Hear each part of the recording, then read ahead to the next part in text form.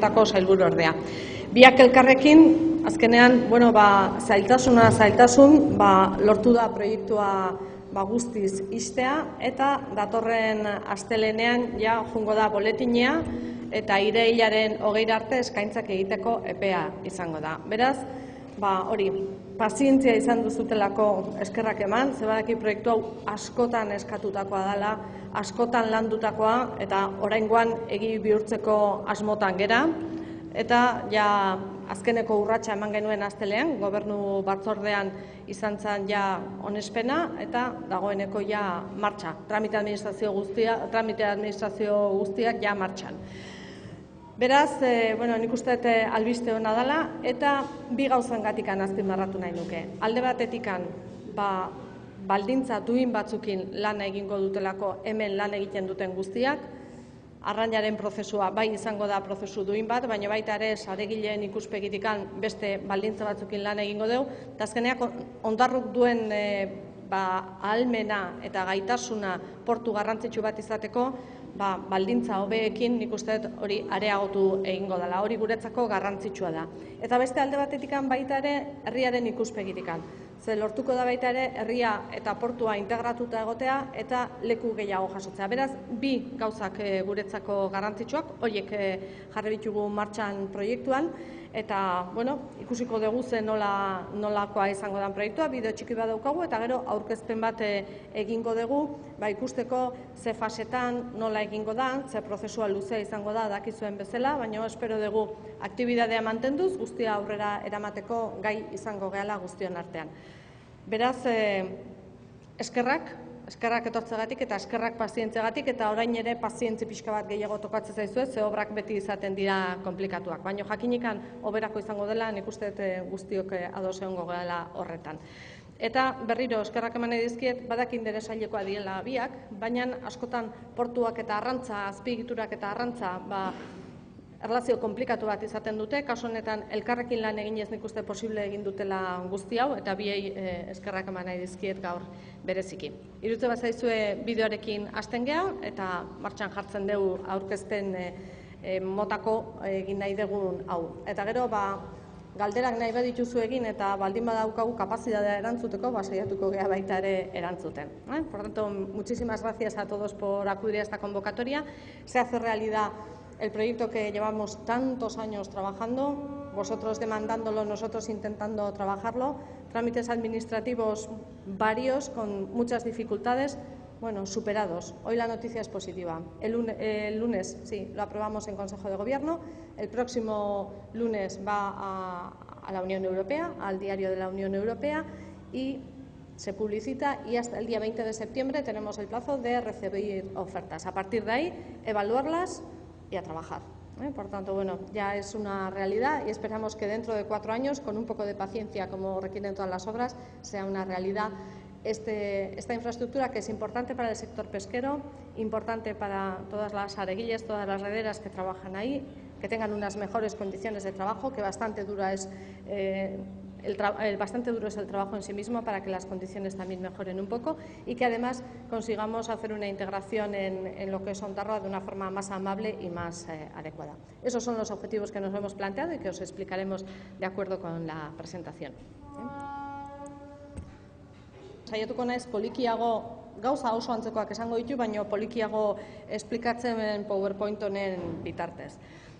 Azken finean, hau da gaur egungo egoera, ondo ezagutzen duzue zein den portuaren egoera, non guztia nahastuta dagoen eta ez dagoen ondo antolatuta gai guztia.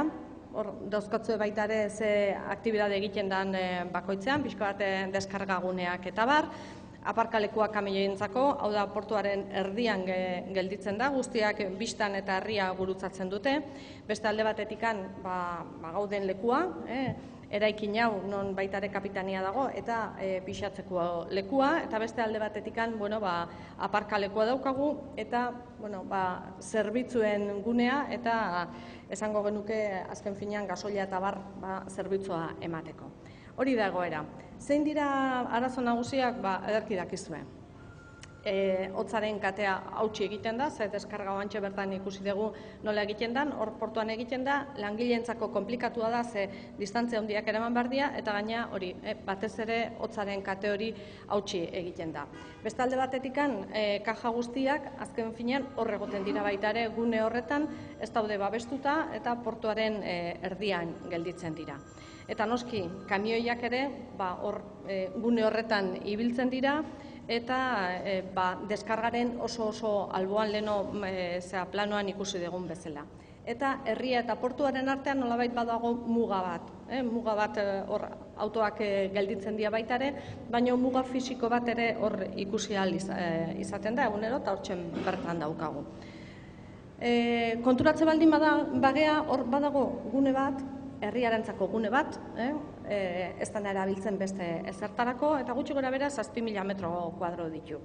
Horrei, aukera bat daukagu beste zerbait gehiago gehitzeko. Nola, konturatzen baldin bagea, nola egingo deun lonja azken finean, U bat bezala izango da gune osoa. Alde batetikan, iparraldera egongo da lonjaren gunea, eta beste alde batetikan horri irikitzen zaigu plaza bat. Gune bat, horri ikusi dugu egurrezkoa bezala, eta gehitze baldin badiogu, leheno ikusi dugun guneari, justu bikoiztu bezala egiten da. Hori, leheno ikusi dugun gunea, gehi berria jartze baldin badugu, berdez pintatuta dagoena, ia bikoiztu egiten da lekua, nolabait herriak irabaziko lukena eta gainera jarraipen bat izango luke. Errepide bat badago tartean, baina jarraipen bat bezala fisikoa ikusiko genuke. Nola integratuko da lonja hau? Ikusi dugu baita ere. Erabat U bat eginez, hor geldituko da erabat integratuta gaur egungo ondarruk daukan egoerarekin. Hori bera ikusi dugu bideoan. Zein da gunea ikusten duguna, baina leheno gorriz pintatuta zegoena, hor zuhaitzekin dagoena da, gero errepide bat eukiko genuke, eta horra gertuko litzake plaza berri bat. Gune berri bat, egurrezkoa izango dena, eta erabat integratuta. Bi gauzetarako balioko duna ikusi dezuen bezala. Alde batetikan kamioiak azpian eukiko ditu, beraz ez dira begibistan egongo, eta beste alde batetikan herriak irabaziko luken gune bata. Datu batzuk aipatuko ditut. Proiektu hau garatu dutenak eta hainbat buelta eman behar izan dituenak, Iñaki Aurrekotxea eta bere bazkideak dira. Hainbat buelta esaten dizuet, guztia konpontzeko zailtasun guztiak, administrazio desberdinak jarri ditugun zailtasun guztiak gainditzeko. Gero, obra ze fasetan egingo dan eta nola egingo dan aztertzeko baita ere, joan etorri asko egin dituzte eta hoiei ere eskerrak eman behar zaizkie. 22 milioiko obra izango da gutxi gora bera, eta ia 4 urte pasako ditugu guzti hau aurrera eramaten. Zergatikan, nahi degulako portuaren aktibitatea mantendu, obra egiten nahi gehan bitartean. Horrek, bere komplikazioak baditu, baina garrantzitsua da portua ez desagertzea, portuaren aktibitatea ez desagertzea obra bat ikiagoa zelako justu kontrakoa, hor mantentzea. Beraz, ikusi dezue baita ere, izango dute, kasu honetan gauden plantaren parean izango da arraina jaso eta abarre itekoak, goien izango du beste planta bat, gero ikusiko ditugu detaileak, eta hortzen eraikin bat eta bertan egongo dira bulegoak, orokorrean esango genuke, zerbitzuentzako bulegoak, ikusi dugu terraza iristen dan baita ere taberna bat bezalakoa, eta hori izango da. Guztia 4 fasetan egingo da, beraz 4 epe izango ditu. Nola izango da guneen distribuzioa? Alde batetikan deskargarako gune bat izango dugu, hor erdigunea hartuko duena, lonjaren erdigunea, beste alde batetikan, izango dugu refrigerazioko beste gune bat, eta hori egongo da lotuta kamioien iritsierarekin baita ere. Gela izotzaren fabrika ere berritu egingo da, berri bat jarriko da berez, hotzaren kamera, deskargarako baita ere eta zirkulaziorako gunea erabat lotuta egongo da, horren guztiaren zehar egongo da gune guztia lotzen duena, pixatzeko eta baskulak eukitzeko lekua, beste instalazio batzuk, komunikazioko guneak, baita ere kaja garbiak nolabait jasotzeko eta eukitzeko gune bat, eta noski horregongo da subastarako gune moderno bat eta horrelako portu batek behar duena eta gaur egun ez daukana. 80 plaza izango ditu gune honek eta hori baliabide teknologiko berri guztiak izango dituena. Bueno, eta aipatzen duen bezala 13 moile izango da kamioientzako, hotzerako gune guzti horiek lotzen dituena. Eta deskarga egiteko 10 gune desberdin izan daitezke, 10 ate bezala. U hori guztia nolabait hartzen duena. Hau izango litzake gutxi gora bera, beheko planta hau da, kasu honetan orain gauden solairu honen distribuzioa egingo bagenuke 3D bat, leheno plantan ikusi duguna, guzti hau hemen izango genuke. Itxasontziak iristen dianean erabat argi izango lukete noa iritsi, eta 10 gune horietatik, 10 ate horietatik arraina barroa sartzeko moduan, eta bertan, leheno esan dugun bezala baita ere, guztia lotuta egongo litzake. U guztia pasillo batekin lotuta egongo litzateke. Hau izango litzake, orain gauden solairua. Bertan egongo litzateke, aipatu dugun subasta gela hori, 80 plazatakoa, eta baliabide guzti horiek izango lituzkena. Baita ere, nolabait arraina prestatzeko metro deixente dauzkagu, 2000 metro kuadro, eta nik uste beste erabateko lonja bat ikusteko. Hau da, orain kanpoan ikusten dugun arrain guztia ez dugu ikusiko, barruan egongo da eta beste erabatera antolatuta. Beraz, baldintza desberdinekin langileentzako, baino baita ere arraina bera ikusteko beste baldintza desberdin batzuekin. Kamioiak zuzenean iritsiko dira bide bakarretikan, lehena aipatu dugu nola egongo diran lurperatuta, plano honetan baino gainetikan plaza bat edukiko dute, eta gune bakarra izango dute sarrera eta irteera egiteko. Ahalik eta gutxien alde batetikan molestatzeko eta beraien lana ere errazteko. Bueno, zer egiten da gero gainetikan? Hau da, hau izango litzake solairu hau, honen gainetikan zer egongo litzateke.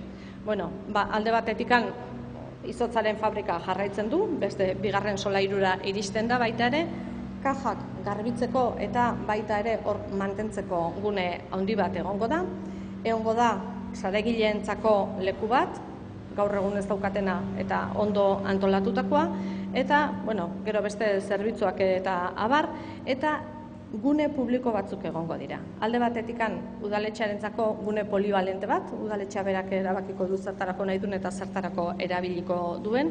Beste alde batetikan gune komertzial batzuk, dendaren bat eta egon daiteke, eta baita ere, kafeteri taberna bat.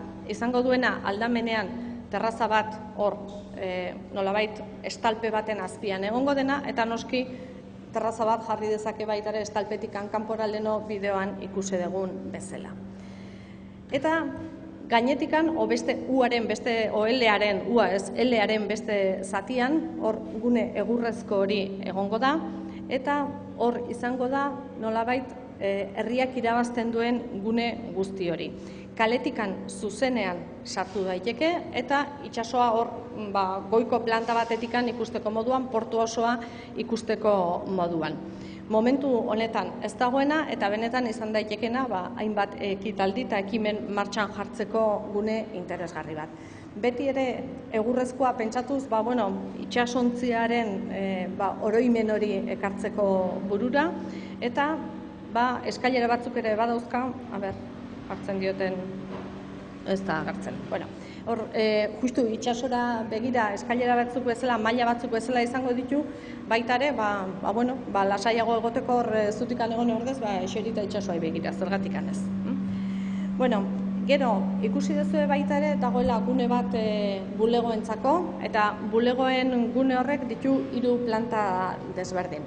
Lehendabizikoan egongo dira komunikazioak, eskailerak eta bar, zerbitzuak eta instalazio baina gero egongo da lehendabiziko solairuan juntatako gela bat, kontrolerako gela bat noski, eta lonjako zerbitzuak eramaten dituen bulego bat.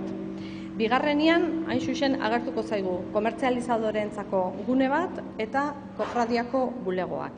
Eta 3. izango litzake opaoentzako lekua, bulegoak, eta kapitaniarentzako gune bat. Dakizue baita ere, kapitaniako eraikinaren zatia kendu nahi degula eta baita ere hemen integratu. Beraz, hori izango litzake nolabait bulegoak izango dituen gune hori. Guztira, metro kuadro guzti horiek izango ditu, ez da kadalako garrantziarik ere, eta hori, bulegoetako gune hori karratu hori bezala izango litzateke. 3 solairu izango dituen karratu hori. Eraikin administratibo bezala ezagutuko dena.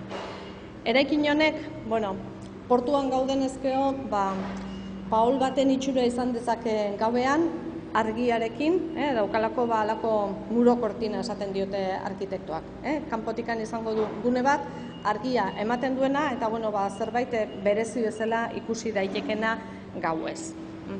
Nola egingo dira faseak? Zein izango dira obra honen faseak? Lehendabizi egingo da, justu iparraldeko zatia, hau da, lonja bera martxan jarri nahi da. Eta bien bitartean mantentzen da eraikin hau, mantentzen da gaurko egungo baskula, eta aparkalekuak nolabait eramaten dira beste eskuineko gune horretara, eta egiten da, esango genuke, lonjaren zatirik garrantzitsuena. Benetan arrainarentzako eta aktibidadearentzako behar den zatirik garrantzitsuena. Hori bukatutakoan, bigarren fase batetara joaten gera, eta joaten gera nolabait kamera horiek egongo dian lekua eta kamioiak sartu behar dituzten duten lekura. Horretarako hasten gea erdigunearekin, hor egin beharko da lurren mugimentua eta egin beharko da pixka bat horren antolaketa, erdiarekin hasten gea eta hor zeuden aparkalekuak kentzen ditugu eta eramaten ditugu hor berdean ikusiko dituzuen leku horretara. Hor agertzen dira gutxi gora bera 60 aparkaleku. Hori izango litzateke bigarren fasea. Nola aurre ikusten den fase honetarako lonjako zatia eta eraikin administratiboa eginda dagoela, baita ere, gune hau kendu egiteko momentua iristen da. Baskula mantentzen da, baina eraikin hau kendu egiten da bigarren fase honetan. Hirugarren fasea zein izango litzateke? Jarraitzea, kamioien gune horrekin jarraitzea baita ere Marinoel inguru hori, zerbitzuetarako gune hori martxan jartzea, eta kapitania baita ere trasladatzea hemendikan eta eramatea beste eraikin horretara. Eta azkeneko fasea izango litzateke gelditzen dana bukatu eta ele hori egingo duena gelditzen den guztia lotunea egitea. Beraz, hori izango litzateke azkeneko fasea, bi guneak lotzea eta lonja bukatuta egongo litzateke bere zerbitzu guztiekin. Kontutan izan, lehendabiziko fasean lonja bukatuta dagoenean bere zerbitzuekin, bai saregileentzako lekuekin eta baita ere arraina manejatzeko lekuekin, erabat funtzionamentuan egongo litzateke zati hori. Hori garrantzitsua da, lehendabiziko fasea bukatzen danean zati hori martxan jartzen da. Ez dugu itxaroten dana bukatzea martxan jartzeko, baizik eta dagoenarekin batea erabiltzen hasten gea eta poliki-poliki beste zerbitzu guztiak adaptatzen.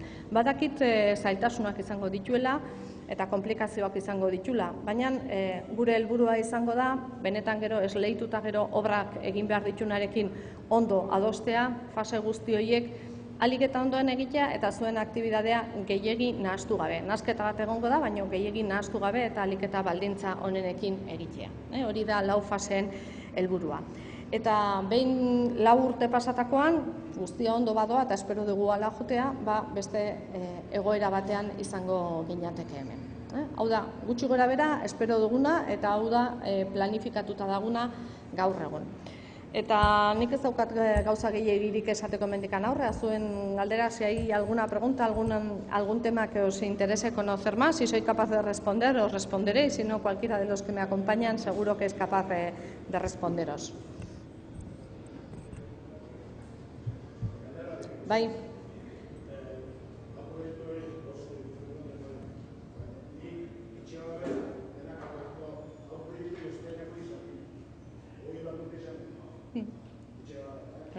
Bai.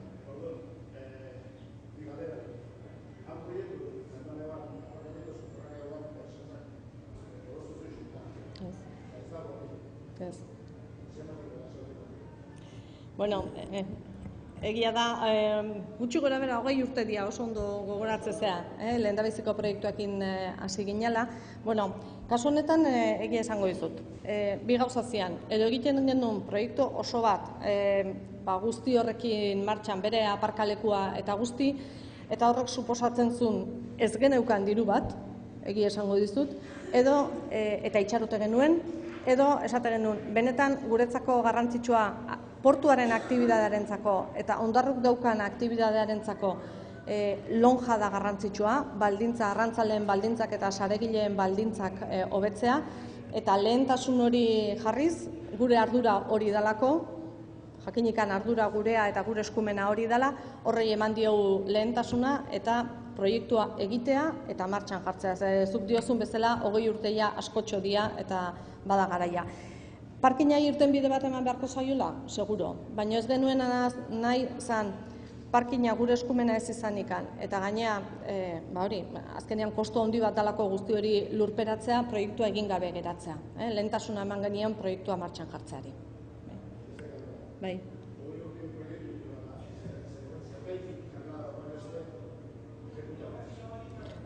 Horrek gai asko ditu.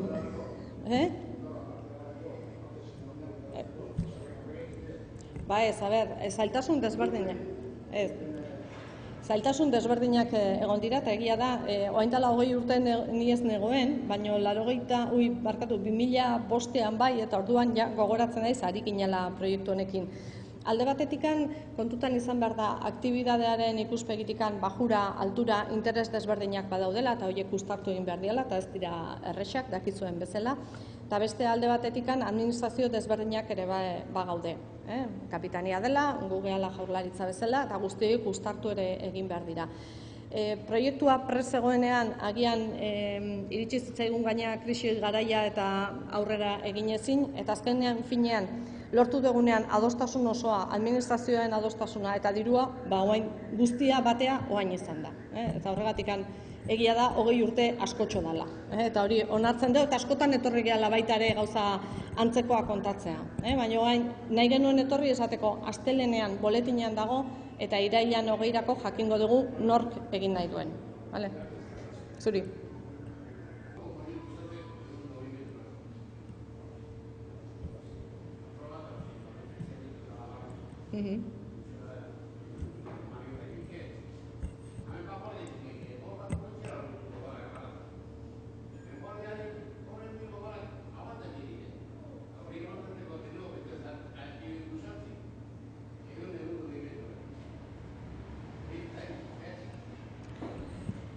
Bai, nik uste plan espezialak egiten ditugunean kontutan izan behar da dala antolaketa bat eta aurreikuspen batzuk. Eta gero lehentasuna jarri behar ditugula. Hori horrela da.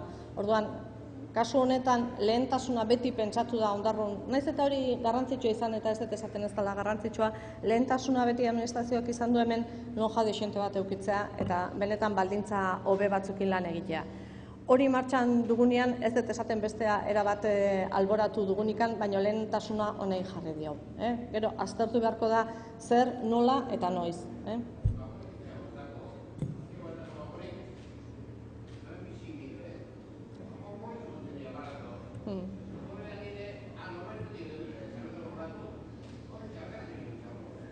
Bai, hemen ez dago olaturik, horretan arrazoi duzu. Horrez dela ikusten, baina oain dagoeneko eta dagoen baldintzetan baporeak badaude, etortzen dira, deskarga egiten du eta lan egiten da. Orduan, nahi genuna zen hori gutxienez baldintza hobeagotan egin eta era egoki batean. Danok dakizue osasun ikuspegitikan eta sanidadea pasako balitz benetan hemendikan arazoak izango genituzkela. Beraz, hemen baldintza horiek bermatu behar dira eta hortikan aurrea beste guztiak, baina berriro dio lehentasuna jarri behar dira. Eta lehentasuna nik uste dut hau dela 20 urte ondoren hau bukatzea, eta gero seguru ez deula bukatu Ondarrun, alkateak izango ditu lehentasun batzuk, administrazioak beste batzuk izango ditu, baina jarrein behar dira banan-banan. Bestela, guztiei begiratze baldin badiogu ez dugu zer egiten. Eta nik uste hori gertatu zegula pixka bat 20 urtetan.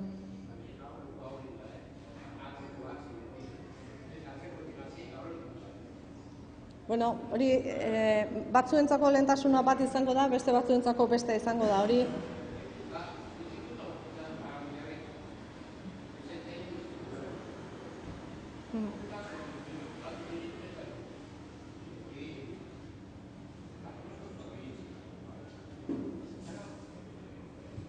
Bueno, iruditzen bazaizu honekin hasiko gea eta gero bestea kontutan izango dugu. Zer?